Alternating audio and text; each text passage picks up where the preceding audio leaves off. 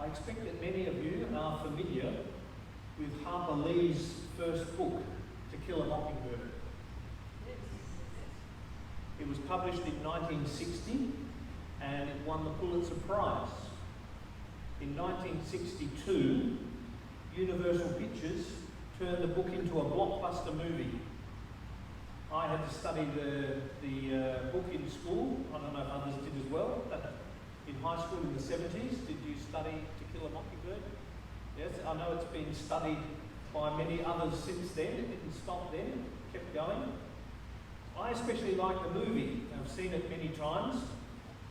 If you haven't seen it, you should. Both the book and the movie are powerful, in part because they reflect the reality of Harper Lee's childhood. She based her book on an incident that occurred near her hometown in 1936, when she was 10 years old. In other words, the book has its roots firmly planted in the reality of its time and place. The hero of the book was a lawyer, Atticus Finch. Gregory Peck played Atticus in the movie in one of the best performances of his career. The book and the movie are set in the fictional town of Macomb, Alabama, where Atticus, a widower, is raising his 2 children while working as a lawyer.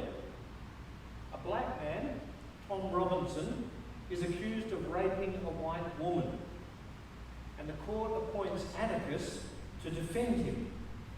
Atticus's neighbours are outraged when he accepts the case, outraged that he would defend a black man, a black man who's accused of raping a white woman.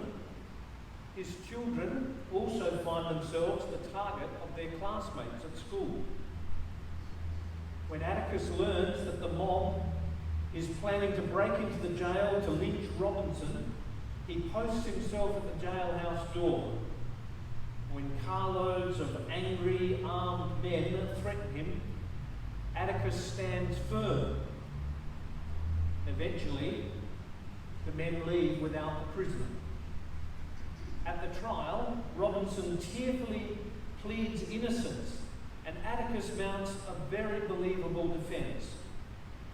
The all-white jury deliberates only a short time before returning to the courtroom. The judge asks, "Gentlemen of the jury, have you reached a verdict?" And the jurors reply, "Guilty." Atticus is shocked, but then he pulls himself together and pleads with Robinson not to give up. They'll file an appeal. They still have a chance. The courtroom begins to clear, and Atticus pulls his papers together. As he prepares to leave, the black people seated in the balcony stand, one by one, not to leave, but to honour Atticus. A black minister turns to Atticus's daughter saying, Miss Jean Louise, stand up. Your father's passing by."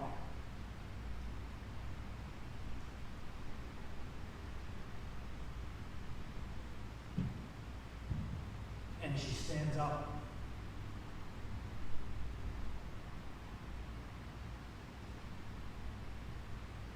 To honour her father as he leaves the courtroom with his head hung low. Miss Jean Louise, stand up. Your father's passing by. What a tribute. Those black people, poor and powerless, stood to acknowledge this young girl's father, his integrity, his courage, his willingness to put it all on the line to save an innocent man. What a powerful moment for that little girl. What father wouldn't be proud to have his daughter see him in that kind of light? Jesus said, "The greatest among you will be your servant. All who exalt themselves will be humbled, and all who humble themselves will be exalted." that isn't how we usually see it, is it? When we think of greatness, we think of people who have servants, not those who are servants. We think of people who make money, not those who work for a minimum wage. We think of people who stand before great crowds, giving stirring speeches and basking in their fame and fortune. But then we see those black people on the balcony standing one by one to honour Atticus Finch. And we hear that black minister tell Atticus' daughter, Miss Jean Louise, stand up. Your father's passing by. And suddenly we realise that we're in the presence of true greatness. No, Atticus isn't likely to ever make much money. He isn't likely to be elected to high office. In fact, Atticus will be lucky if his law practice survives now that he's offended half the town, and especially the moneyed people at that. But that's the key to greatness, isn't it?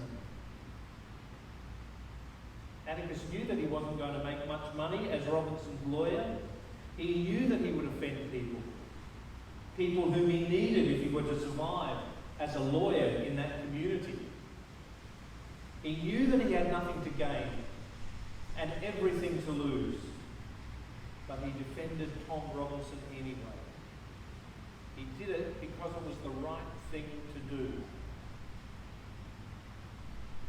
Jesus says, "The greatest among you will be your servant.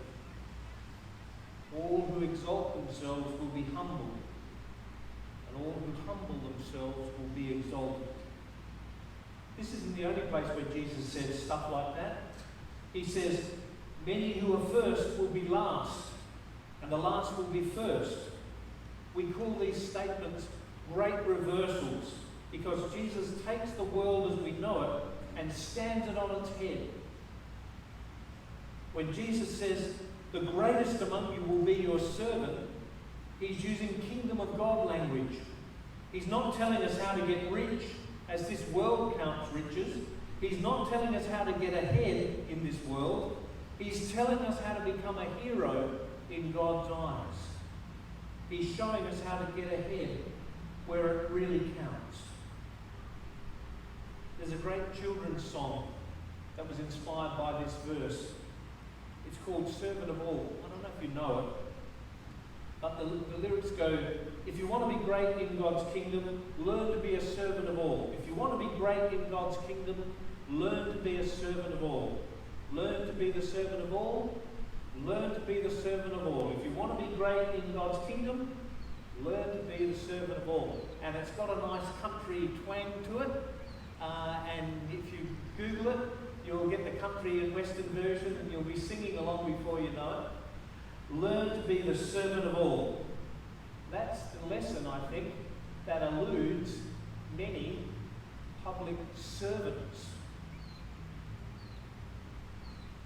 I'm not even going to go into something about, is there a stoush going on at the Darwin City Council at the moment? Let's not look there. Let's not talk about that stuff. But the word servant is in there for a reason. Public servant. It's a lesson we all need to remember. If you want to be great in God's kingdom, learn to be the servant of all.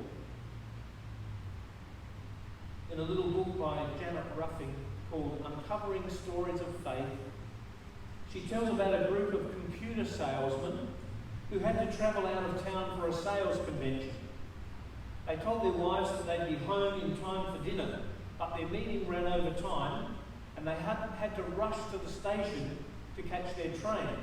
As they hurried through the train station, one man accidentally kicked over a table and a basket of apples. Without stopping, the men all ran to the train and boarded it with a sigh of relief. All but one. One man felt sorry for the boy whose apple stand he'd overturned, and he stepped off the train and he returned to the terminal. He was glad that he did. As it turned out, the boy was blind. The salesman gathered up the apples and noticed that several were bruised. He handed the boy a bill and said, "Please take this $10 for the damage we did. I hope we didn't spoil your day." As he started to walk away, the surprised boy called after him, "Mister, are you Jesus?"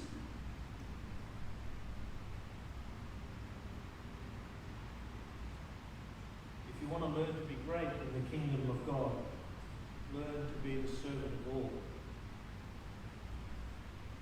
It's not easy to be great. Not many people are willing to prepare enough, to sacrifice enough, to work hard enough, and to risk enough to be great. Most of the men in the story I've just told weren't even willing to get home very late. None of us here, I think, have made enough money to be listed in Forbes as on the rich list. And we haven't wielded enough power to be on the cover of Time magazine. Apologies if anybody has and you haven't told me about it, but I'm sorry. Only a few people become great, and many of those will be great only for a short time. But Jesus says we can all be great. Jesus gives us another way, a better way, a real way to become great. He says, "The greatest among you will be your servant." In other words, if you want to be great in God's kingdom, learn to be the servant of all. We don't have to look far to see great people at work. I see great people at work in this church every week. I see people sacrificing to keep the work of this church going and alive. I see people asking about one another and caring for each other and asking the simple question, "Are you okay?" I see people working in the op shop and dealing with all kinds of interesting customers that come in and out of that shop, and so on and so forth. We're sometimes annoyed by people sitting on our doorstep looking for handouts. But people in many parts of the world see it differently. They see beggars on their doorstep as an opportunity to secure God's grace for themselves. In their eyes, a small coin placed in the hands of a needy person becomes a token with which they can secure God's favour. And in churches and cathedrals all over Europe, all around the world, you'll find people seated at the front door, hoping for that moment of grace, that moment of compassion. And I know, I'm quite sure it's not always that simple, but I am sure that we could learn from Jesus, who says, "The greatest among you will be your servant." In other words, if you want to learn to be great in God's kingdom, learn to be the servant of all. As we worship today, let us commit ourselves to becoming His greatest disciples by becoming His most devoted servants. What we do and how we live is always being watched.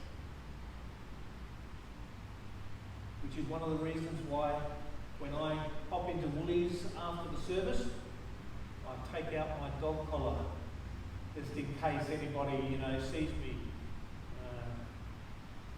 complaining about the prices or doing the wrong thing or something like that. And I know I'm going to see half of you in there after the service, and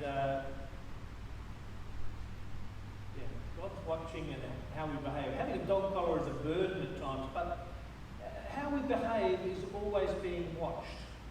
I have a couple of people who, throughout the week, send me, collections of internet jokes and things and to keep me entertained. My brother is one, and Nilita is another. She sent me a whole bunch of stuff.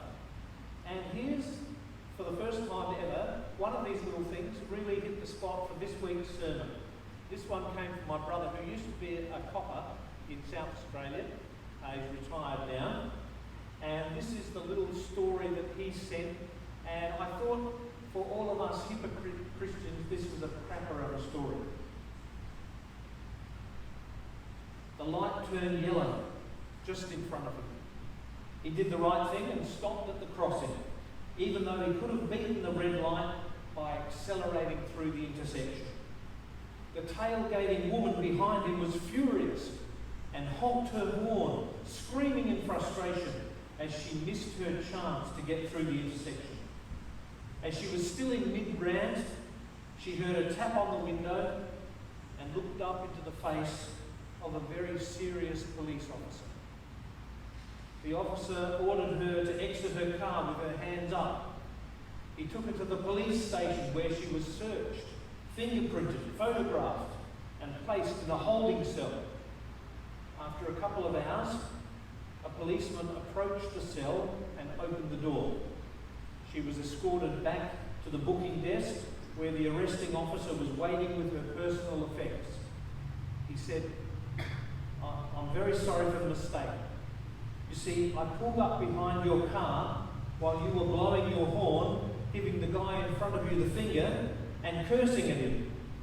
And I noticed the 'What would Jesus do' bumper sticker, the 'Choose Life' license plate holder, the 'Follow Me to Sunday School' bumper sticker, and the chrome-plated Christian fish emblem on the trunk of your car.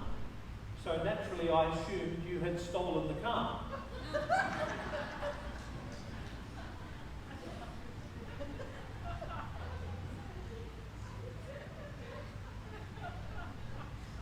Someone is always watching. Let's be sure that unlike the Pharisees that Jesus encountered, we practice what we preach. One of our nice traditions in the Uniting Church is to have this little moment which we call the Sermon of Stillness or the Sermon of Silence. And we just take a moment to reflect on the reading, on the preaching, and what we've heard and what God might be saying to us. So lest the word of life be lost, let us allow God to confront us in the sound of sheer silence.